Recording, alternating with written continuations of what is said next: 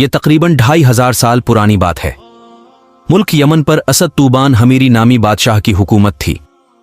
चूंकि यमन की जबान में बादशाह को तबा कहा जाता था, इसलिए तारीख में ये तौबा अव्वल यानी पहला बादशाह के नाम से मशहूर हुआ। एक मर्तबा तबा अपने वजीर के साथ सैर पर निकला। तकरीबन 1 लाख पैदल चलने वाले और 1 लाख घुड़सवार सवार भी उसके हमराह थे। जिस शहर में ये काफिला पहुंचता, लोग हैबत और ताज्जुब के मारे बहुत इज्जत और एहतराम से पेश आते थे। उस सफर के दौरान तबा हर शहर से 10 उलमा को चुनकर अपने काफिले में शामिल कर लेता। यूं कई शहरों की सैर के बाद तकरीबन 4000 उलमा तबा के काफिले में जमा हो गए। जब ये काफिला शहर मक्का पहुंचा तो वहां के लोगों ने उनकी जरा भी इस्तकबाल न की। ये देखकर तबा को बहुत गुस्सा आया। उसने वजीर को बुलाकर उसकी वजह पूछी तो वो बोला, बादशाह सलामत, यहाँ के लोग बहुत अजीब व गरीब हैं। उस शहर में एक इमारत है जिसका नाम काबा है। ये लोग उस इमारत में शैतान और बुतों की पूजा करते हैं। ये सब सुनकर तबा ने दिल ही दिल में फैसला किया कि मक्का के आदमियों को कत्ल करके औरतों और बच्चों को कैदी बना लेगा और साथ ही काबा को भी गिरा देगा और फिर काबा का नाम खरवा यानी वीरान जगह हो जाएगा। अल्लाह की कुदरत ये हुई कि ये ख्याल आते ही तबा के सर में शदीद दर्द शुरू हो गया, जबकि उसकी आंख, कान, नाक और मुंह से बदबूदार पानी बहने लगा, जिसकी वजह से इतनी शदीद सुड़ान पैदा हो गई कि तबा के पास एक लम्हा ठहरना भी किसी अजाब से कम न था। वजीर ने तबीबों से मशूरा किया, मगर कोई भी तबा का इलाज दरियाफ्त न कर सका। तबीबों का कहना था कि ये कोई आसमानी मामला लगता है जिसको टालना हमारे बस की बात नहीं है।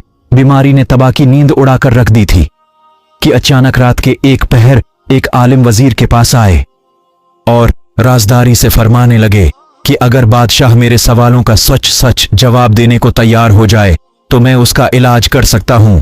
वजीर ने यह बात तौबी को बताई तो वो फौरन राजी हो गया। लिहाजा जब आलिम तबा के पास पहुंचे, जहां उन दोनों के अलावा कोई मौजूद नहीं था, तो आलिम ने पूछा, ए बादशाह सच बताओ, काबा के मुताल्लिक तुम्हारे दिल में क्या बात है जो बीमारी की वजह से मुकम्मल न ढाल था। फौरन अपने बुरे इरादे आलिम को बयान करने लगा, जिसे सुनकर वो बोले, तुम्हारी बीमारी की वजह यही बुरी नीयत है। ये बात याद रखो कि काबे का मालिक छुपी बातों को भी जान लेता है, इसलिए अपने दिल से बुरे ख्यालात निकाल दो, उसी में तुम्हारा भला है। लिहाजा तबा ने फौरन बुरे इरादे से तौबा कर ली और अभी आलिम गए भी न थे कि वो बिल्कुल ठीक हो गया। इससे पहले कभी किसी ने काबा पर गिलाफ नहीं चढ़ाया था। उसके बाद तबा शहर मक्का के रहने वालों को काबा की हिफाजत का हुक्म देकर मदीना की तरफ चल पड़ा। मदीना में उन दिनों आबादी नहीं थी। पानी के एक चश्मे के अलावा यहां जिंदगी के कोई आसार नहीं थे। तबा के काफिले वालों ने वहां पहुंचकर उसी चश्मे के पास पड़ाव डाला।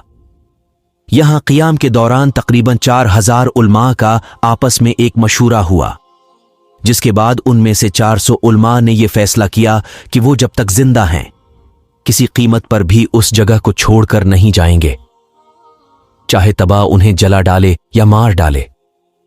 तबा को यह बात पता चली तो वो बहुत हैरान और परेशान हुआ। उसने ये वजह मालूम करने के लिए वजीर को भेजा तो उलमा ने फरमाया, यहां एक नबी तशरीफ लाएंगे जिनका नाम मोहम्मद होगा। उनकी वजह से काबा और मदीना को इज्जत नसीब होगी। वो हक के इमाम होंगे। उनकी विलादत शहर मक्का में होगी और हिजरत से मदीना को नवाजेंगे। वो शख्स यकीनन सादतमंद होगा जो उनके जमाने में होगा और उन पर ईमान लाएगा। इसलिए हम इस उम्मीद पर यहां मरते दम तक रहना चाहते हैं कि या तो हमें मोहम्मद सल्लल्लाहु अलैहि वसल्लम का जमाना नसीब हो जाए या हमारी औलाद इस सादत से बहरा मंद हो जाए।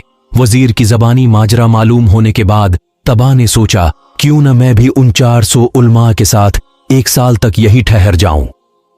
हो सकता है कि इस अरसे में मोहम्मद सल्लल्लाहु अलैहि वसल्लम का दीदार नसीब हो जाए। इस ख्याल से तबा ने भी वहीं क़ियाम कर लिया। 400 उलमा के रहने के लिए 400 घर बनवा लिए, उनकी शादियां करवाएं और खूब माल और दौलत भी दिया।